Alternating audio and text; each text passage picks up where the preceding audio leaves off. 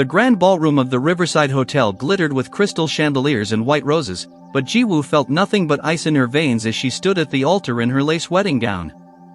Her hands trembled as she held the bouquet, waiting for Minho to slip the ring onto her finger. They had been together since college, 5 years of promises and dreams. His family had never approved of her, the daughter of immigrants who owned a small restaurant in Koreatown, but Minho had sworn his love was stronger than their prejudice. Minho's fingers brushed against hers as he lifted the ring, and Jiwoo's heart swelled with hope. She looked into his eyes, searching for the warmth she had always found there, but something was wrong. His jaw was tight, his gaze distant. Behind him, she could see his mother, Mrs. Seo, sitting in the front row with her lips pressed into a thin line of disapproval. The woman had made it clear that Jiwoo wasn't good enough for her son, the heir to Seo Industries. "I can't do this," Minho suddenly whispered, his voice cracking through the microphone. The words echoed through the silent ballroom, and Jiwoo felt her world shatter. Gasps rippled through the crowd of 300 guests. Minho dropped the ring, and it rolled away across the white carpet. "I'm sorry, Jiwoo. I thought I could go through with this, but I can't disappoint my family. You deserve someone better." Jiwoo stood frozen, unable to process what was happening. This couldn't be real. She reached for Minho's hand, but he stepped back. "Please," she whispered, tears streaming down her face. "Don't do this." Around them, guests began to murmur. Someone was recording on their phone. Her humiliation was complete and public. "I've already made my decision," Minho said, his voice stronger now. "My mother was right. We come from different worlds." He turned and walked down the aisle without looking back. Mrs. Seo stood and followed her son, pausing only to give Jiwoo a cold, satisfied smile. Jiwoo's knees buckled, and her best friend Hannah caught her before she fell. The room spun as humiliation and heartbreak crashed over her in waves. As Hannah helped her toward the exit, Jiwoo made a silent vow through her tears: she would never let anyone make her feel this small again. Somehow, someday, she would rise from these ashes. 5 years had passed since that devastating day, and Jiwoo had transformed herself completely. She stood in front of the floor-to-ceiling windows of her corner office on the 35th floor of the Sterling Tower in Manhattan, watching the city pulse with life below. Her reflection showed a woman who bore little resemblance to the broken girl who had fled Seattle in shame. Now she was the chief creative officer of Aurora Design Group, one of the most prestigious architectural firms on the East Coast. Her designs had won international awards, her name appeared in magazines, and her bank account reflected years of relentless work and sacrifice. Her assistant knocked softly before entering. "Ms. Jiwoo, there's someone here to see you." "A Mr. Joon from Seo Industries. He says it's about the Seattle waterfront project." Jiwoo's heart skipped a beat at the mention of that name. Seo Industries, Minho's family company. After 5 years of carefully avoiding anything connected to her past, it had found her anyway. She took a deep breath, smoothing down her designer suit, and nodded. "Send him in." The man who entered was nothing like she expected. Tall and striking, with sharp features and an intense gaze, Joon moved with quiet confidence. He wore an impeccably tailored black suit, and when their eyes met, Jiwoo felt an unexpected jolt of recognition, though she was certain they had never met. "Ms. Jiwoo, thank you for seeing me," he said, his voice deep and smooth. "I'm Joon, the new CEO of Seo Industries. I've been following your work for the past 2 years. Your vision is exactly what we need for our Seattle waterfront development project." Jiwoo's professional mask slipped for just a moment. "Return to Seattle? Work with the Seo family? I appreciate the offer, Mr. Joon, but I'm not interested in projects in Seattle. Perhaps I can recommend another designer from our firm." She moved to dismiss him, but Joon stepped closer, his presence filling the space between them. "I understand your hesitation," he said quietly, and something in his tone made her pause. "But this isn't just business. There are things you need to know about what happened 5 years ago. Things Minho never told you." The room suddenly felt too small, too warm. Jiwoo's carefully constructed walls began to crack. "What could you possibly know about that?" Her voice came out sharper than intended. Joon's expression softened almost imperceptibly. More than you think. Minho is my half-brother. And the wedding you were supposed to have? It's happening next month. He's marrying someone else in the same venue where he left you. Ji-woo felt the blood drain from her face. The old wound she thought had healed tore open with fresh pain.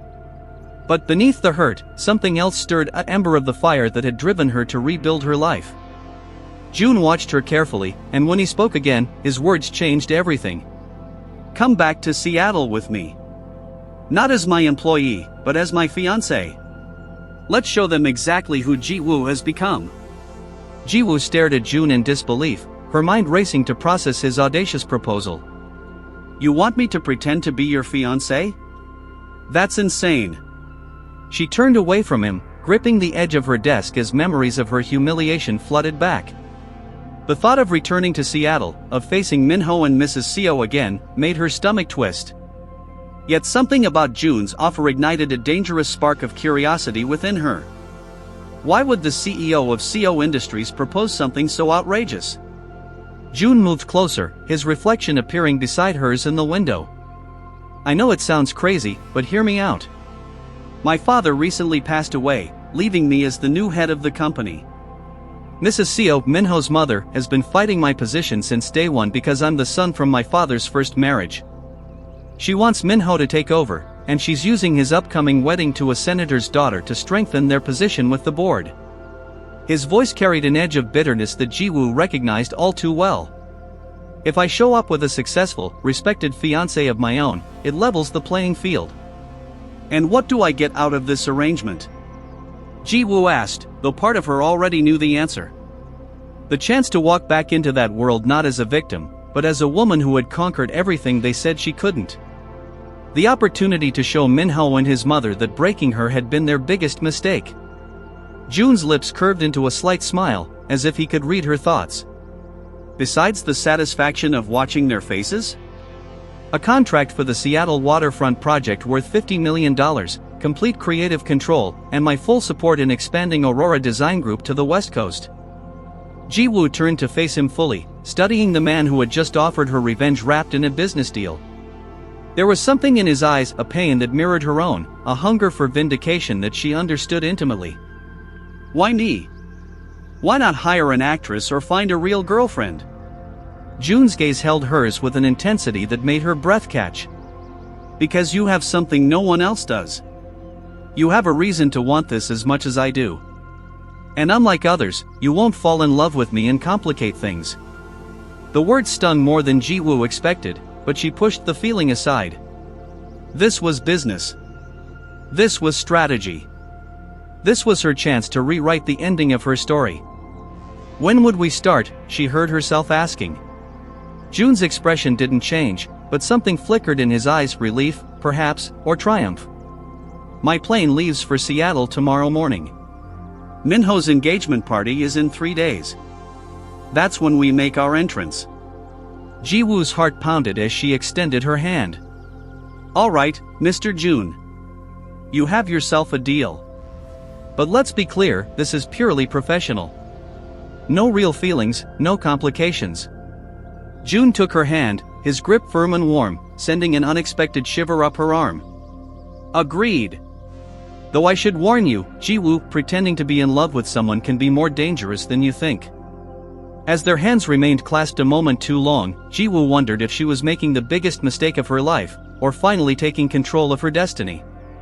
The private jet touched down in Seattle as rain streaked across the windows, and Ji-woo felt her carefully maintained composure begin to fracture. 5 years away hadn't erased the geography of her heartbreak. Every landmark they passed on the drive into the city brought back memories she had buried deep. Joon sat beside her in the back of the black Mercedes, his presence both comforting and unsettling. He hadn't spoken much during the flight, spending most of it on business calls, but now he reached over and gently took her hand. Remember, we're madly in love, he said softly, his thumb brushing across her knuckles in a gesture that felt far too natural. They pulled up to the Fairmont Olympic Hotel, where Joon had booked the penthouse suite.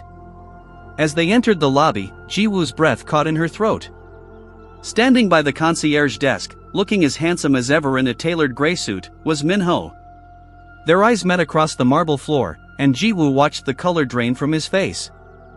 He started toward her, his expression a mixture of shock and something that looked almost like longing, but Joon smoothly intercepted, wrapping his arm around Jiwoo's waist and pulling her close. "Darling, let's check in. I want to show you the view from our suite."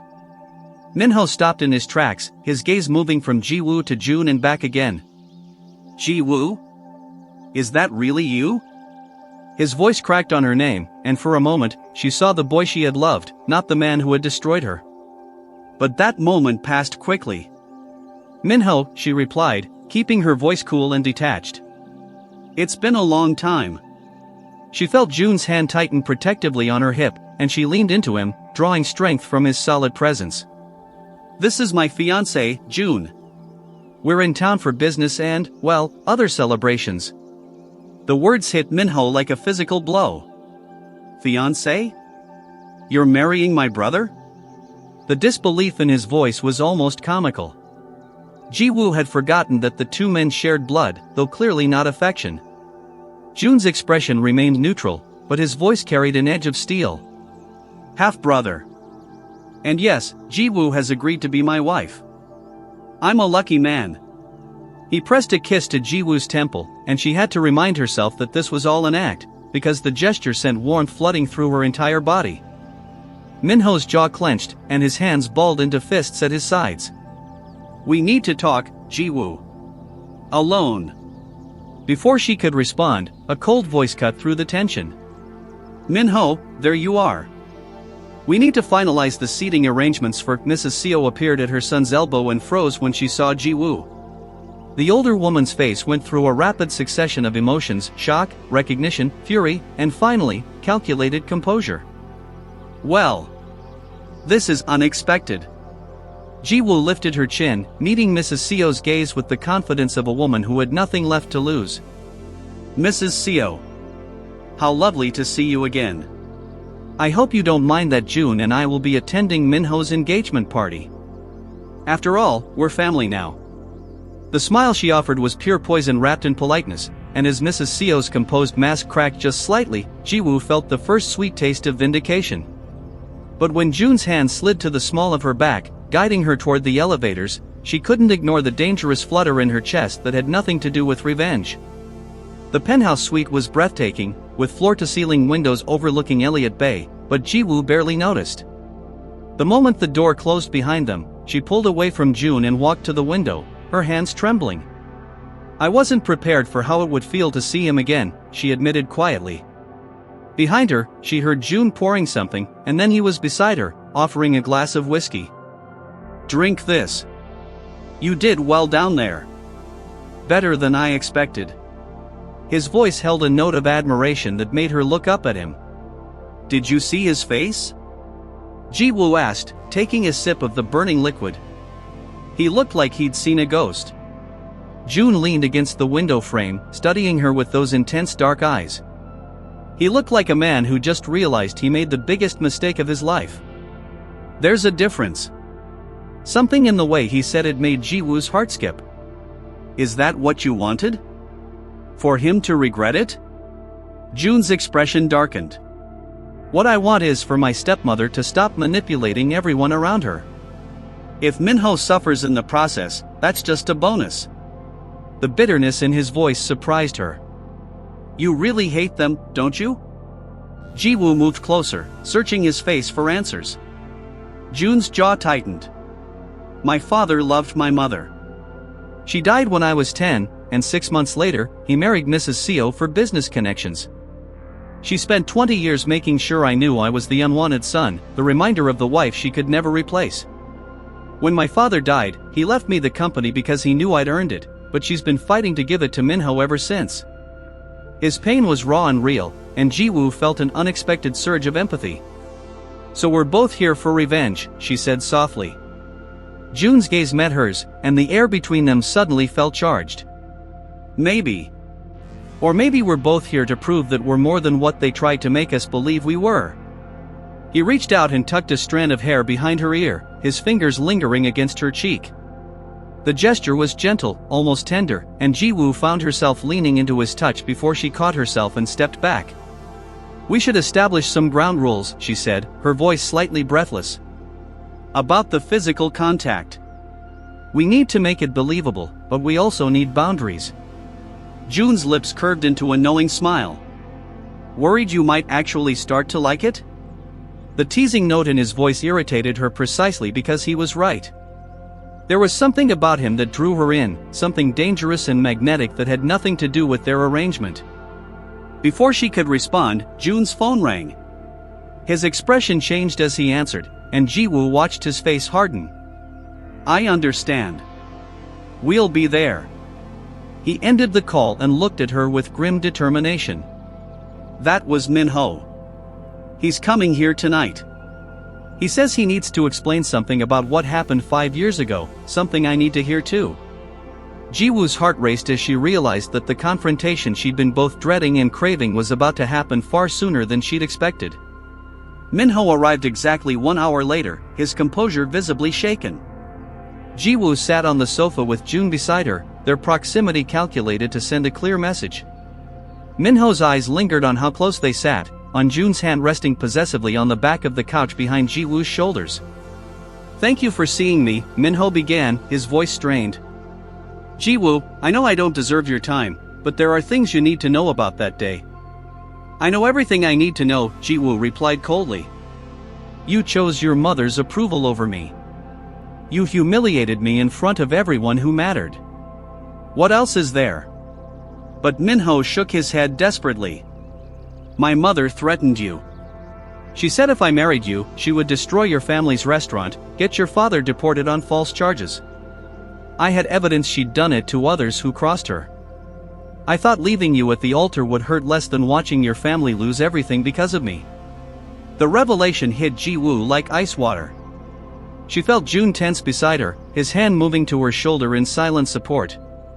You're lying, she whispered, but even as she said it, pieces began falling into place. The way Min-ho had looked devastated even as he walked away. The unusual legal troubles her parents had faced in the months after, troubles that mysteriously disappeared when they moved their business to New York. Min-ho pulled out his phone, showing her emails, documents, evidence of Mrs. Seo's threats and past actions. I was a coward. I should have fought for us, found another way. Instead, I broke your heart trying to protect you. His voice cracked with genuine anguish. I've regretted it every single day since. When I saw you with Joon, I realized I'd lost you forever. He looked at his half-brother with barely concealed resentment. Did he tell you he's using you? That this engagement is just another move in our family's power struggle? Joon stood abruptly, his voice dangerously quiet. Get out, Min-ho. You had your chance to be honest 5 years ago. But Ji-woo remained frozen, her mind reeling. Everything she'd believed about that day was crumbling, and worse, she realized that both brothers might be using her for their own purposes. Min-ho's final words as he left cut through her like a blade. Ask him about the contract clause, Ji-woo. Ask him what happens if you actually fall in love with each other. The door closed, leaving a suffocating silence that threatened to shatter the fragile alliance she and Joon had built. Ji-woo turned to face Joon, her eyes blazing with a mixture of hurt and fury. What contract clause is he talking about? Her voice was dangerously calm, the kind of calm that preceded a storm.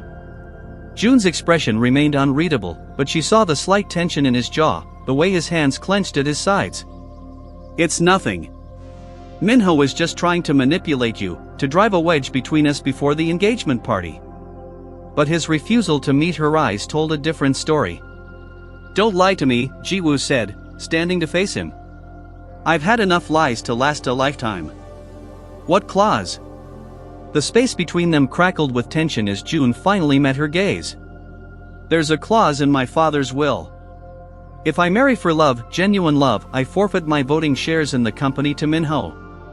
My father put it there because he believed love made people weak, that it compromised business judgment.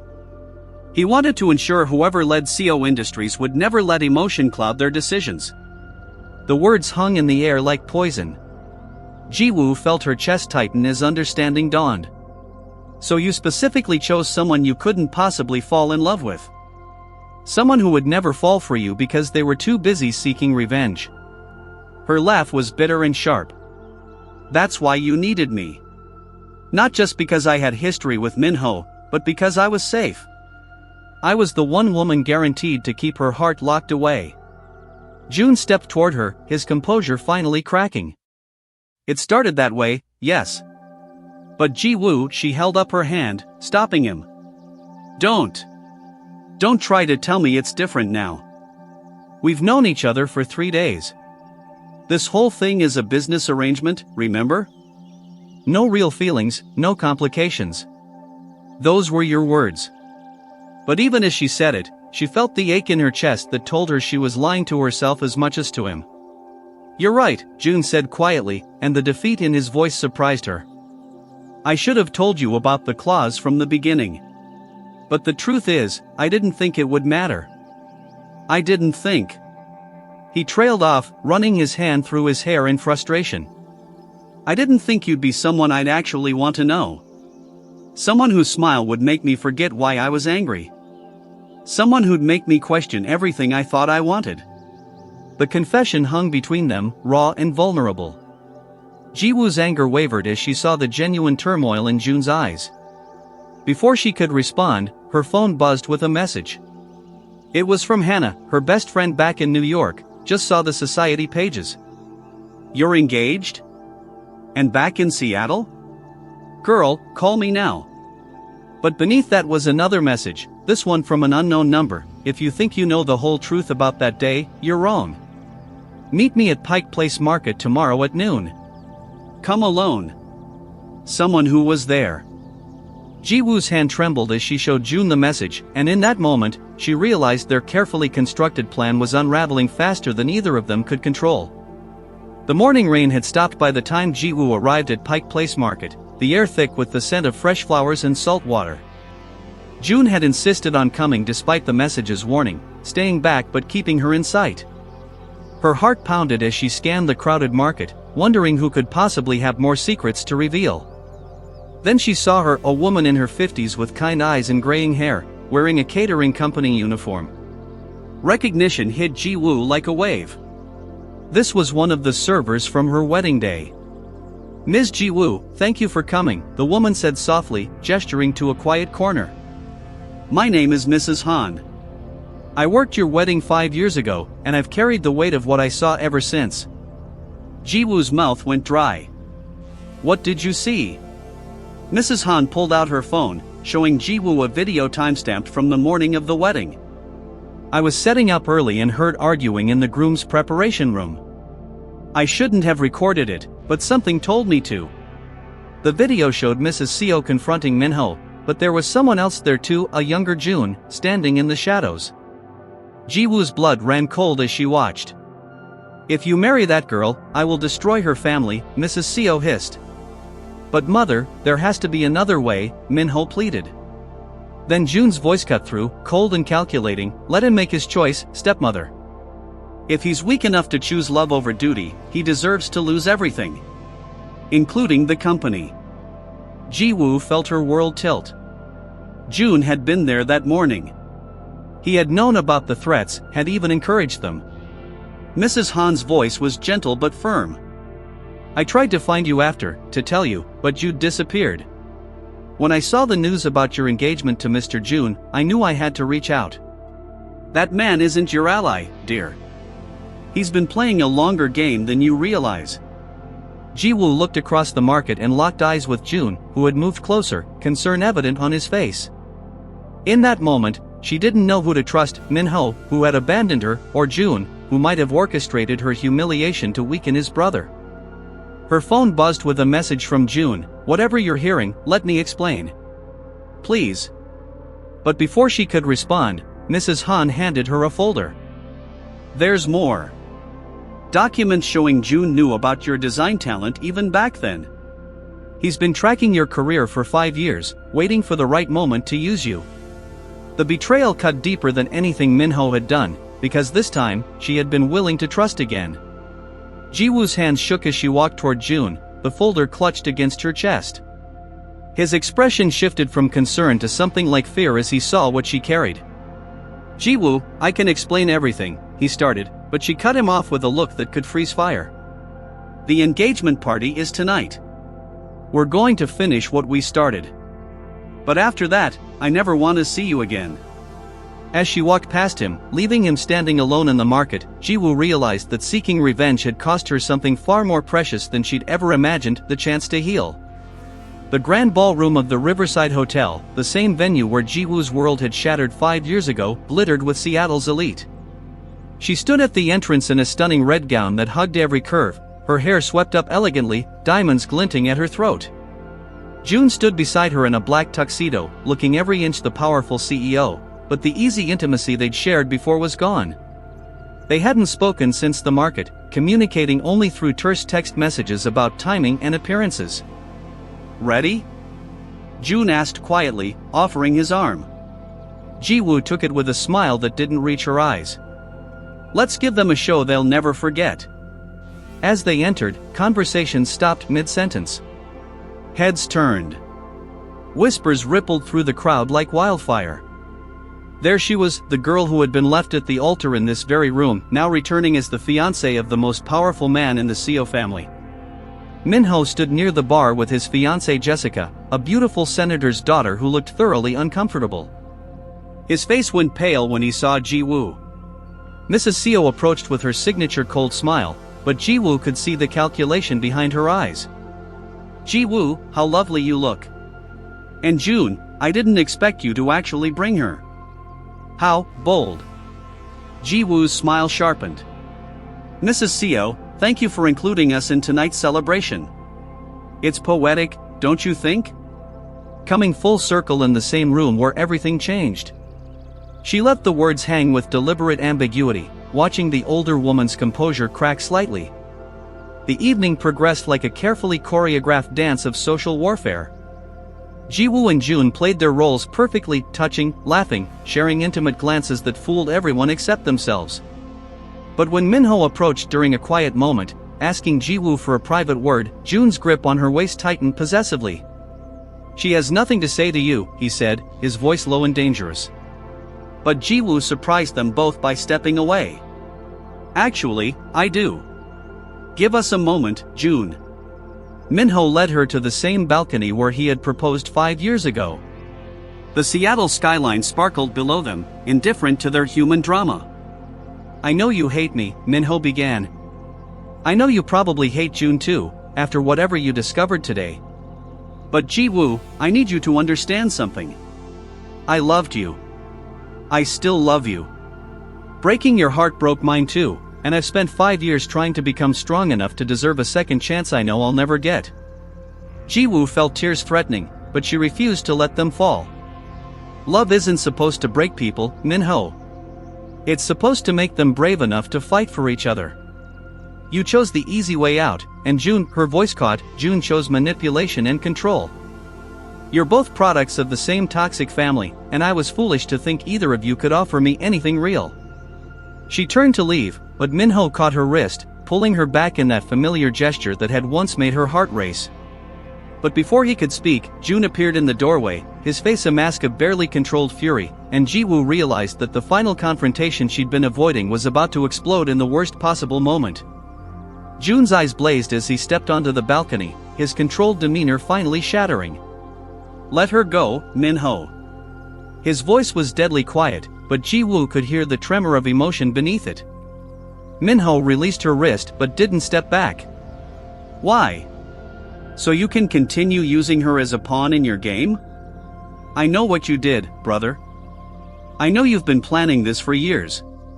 The accusation hung in the air as guests began gathering near the balcony doors, sensing the drama unfolding. "You want to talk about games?" Joon's laugh was bitter. "You abandoned her to save yourself, and now you want to play the noble hero? I may have made mistakes, but at least I never made her believe in forever and then destroyed her in front of everyone she loved."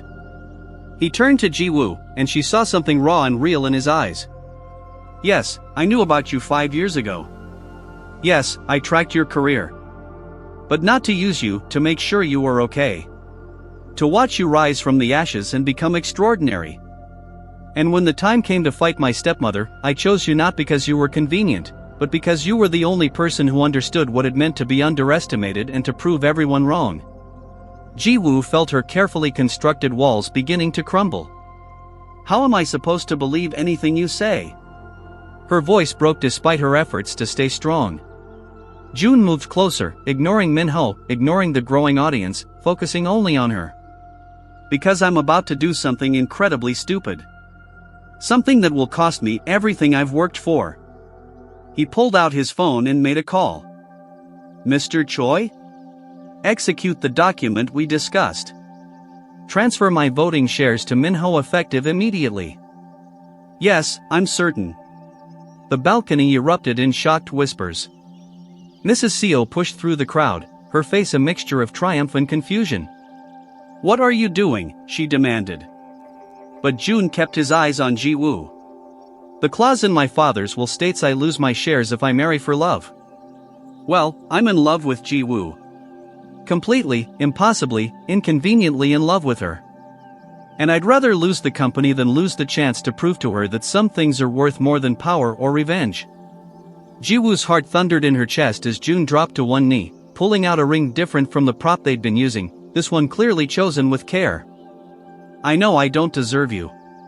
I know I've manipulated and lied and played games. But Ji-woo, you've awakened something in me I thought died with my mother, the belief that love doesn't make you weak, it makes you brave. Marry me. Not for revenge, not for business, but because I cannot imagine my life without you in it. Even if you say no, even if you walk away, you need to know that you've changed me forever." The silence was deafening. Ji-woo looked at the man kneeling before her, flawed, complicated, but offering her something Minho never had, the courage to lose everything for love. She glanced at Minho, who stood with tears in his eyes, finally understanding what real sacrifice looked like. Then she looked back at Joon and realized that healing wasn't about revenge or proving her worth to people who couldn't see it. It was about choosing someone brave enough to see her completely and love her anyway. "Yes," she whispered, and then louder, "Yes, you impossible, infuriating man. Yes." As Joon stood and kissed her, a real kiss, full of promise and hope and terrifying possibility, Ji-woo finally understood that sometimes the best revenge is simply living well and loving fearlessly, and that the woman who had been humiliated in this ballroom 5 years ago had finally found her way home, not to a place, but to herself.